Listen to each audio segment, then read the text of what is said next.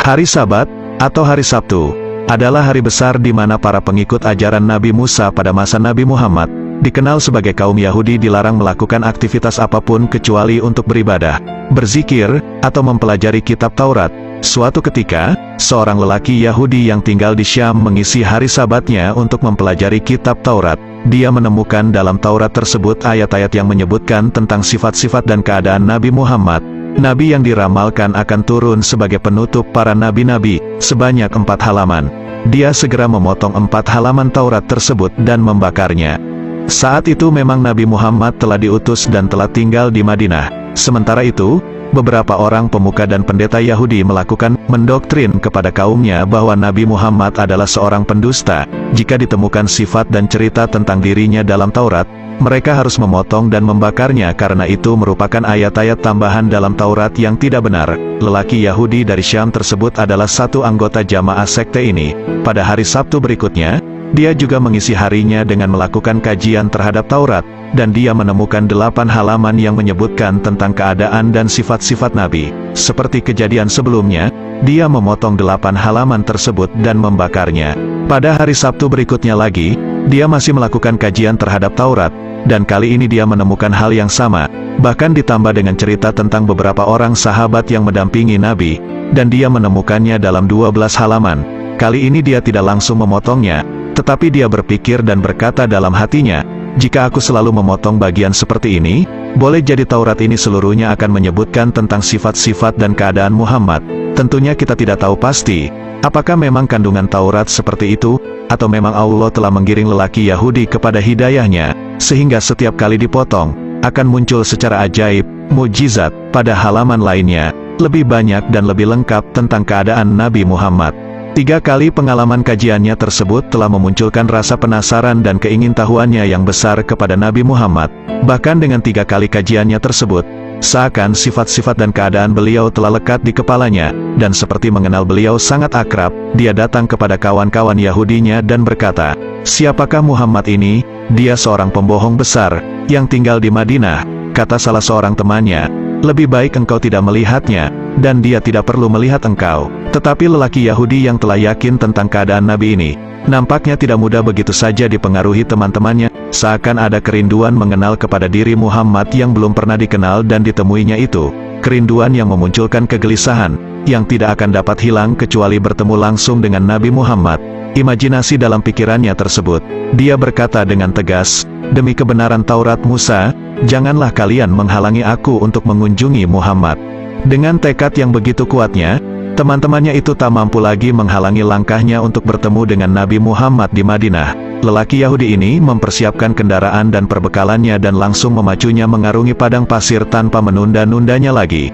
Beberapa hari berjalan, siang dan malam terus saja berjalan, hingga akhirnya dia memasuki kota Madinah.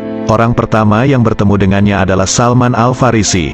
Karena Salman berwajah tampan, dan mirip gambaran yang diperolehnya dalam Taurat, dia berkata, "Apakah engkau Muhammad?" Salman tidak segera menjawab, bahkan lalu dia menangis dari pertanyaan tersebut, sehingga membuat lelaki Yahudi ini terheran-heran. Kemudian Salman berkata, "Saya adalah pesuruhnya." Memang, hari itu telah 3 hari Nabi Muhammad wafat dan jenazah beliau baru dimakamkan kemarin malamnya, sehingga pertanyaan seperti itu mengingatkannya kepada beliau dan membuat Salman menangis. Kemudian lelaki Yahudi itu berkata, "Di manakah Muhammad?" Salman berpikir cepat. Kalau dia berkata jujur bahwa Nabi Muhammad telah wafat, mungkin lelaki ini akan pulang. Tetapi kalau dia berkata masih hidup, maka dia berbohong. Salman pun berkata, "Marilah aku antar engkau kepada sahabat-sahabat beliau." Salman membawa lelaki Yahudi tersebut ke masjid. Di sana para sahabat tengah berkumpul dalam keadaan sedih. Ketika tiba di pintu masjid, lelaki Yahudi ini berseru agak keras, "Assalamualaikum, ya Muhammad." Dia mengira Nabi Muhammad ada di antara kumpulan para sahabat tersebut, tetapi sekali lagi dia melihat reaksi yang mengherankan.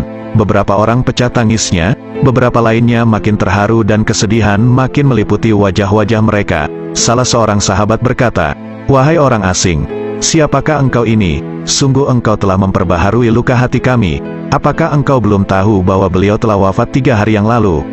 Seketika lelaki Yahudi tersebut berteriak penuh kesedihan, "Betapa sedih hariku, betapa sia-sia perjalananku, andai saja ibuku tidak pernah melahirkan aku."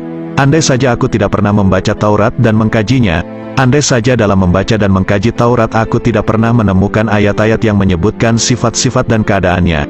Andai saja aku bertemu dengannya setelah aku menemukan ayat-ayat Taurat tersebut, tentu tidak akan sesedih ini keadaanku. Lelaki Yahudi tersebut menangis terseduh, tenggelam dalam kesedihannya sendiri, seakan teringat sesuatu.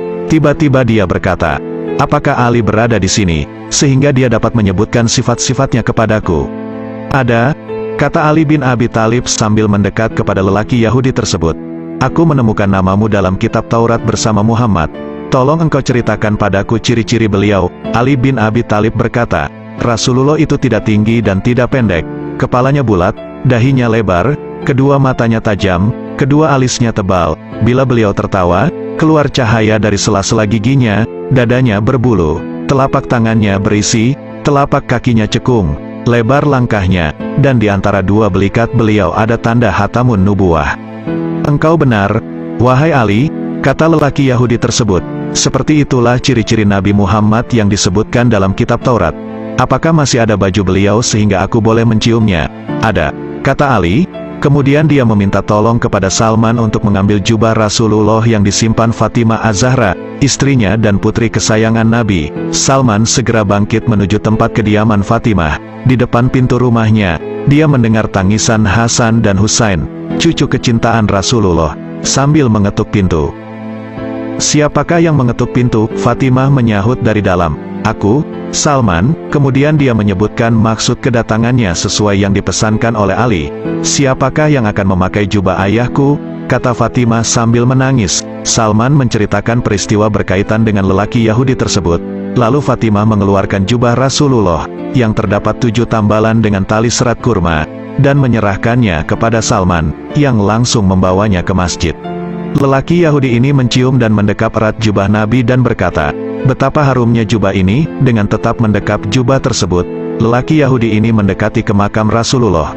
Kemudian menengadahkan kepalanya ke langit dan berkata, "Wahai Tuhanku, saya bersaksi bahwa Engkau adalah Zat yang Esa Tunggal dan tempat bergantung, dan saya bersaksi bahwa orang yang berada di kubur ini adalah Rasul-Mu dan kekasih-Mu. Saya membenarkan segala apa yang Dia ajarkan. Wahai Allah, jika Engkau menerima keislamanku, maka cabutlah nyawaku sekarang juga." Tak lama kemudian lelaki Yahudi tersebut terkulai jatuh dan meninggal dunia. Ali dan para sahabat lainnya ikut terharu dan sedih melihat keadaan si Yahudi tersebut. Mereka segera memandikan dan mengurus jenazah lelaki Yahudi, yang telah menjadi Muslim tersebut, dan memakamkannya di Baqi.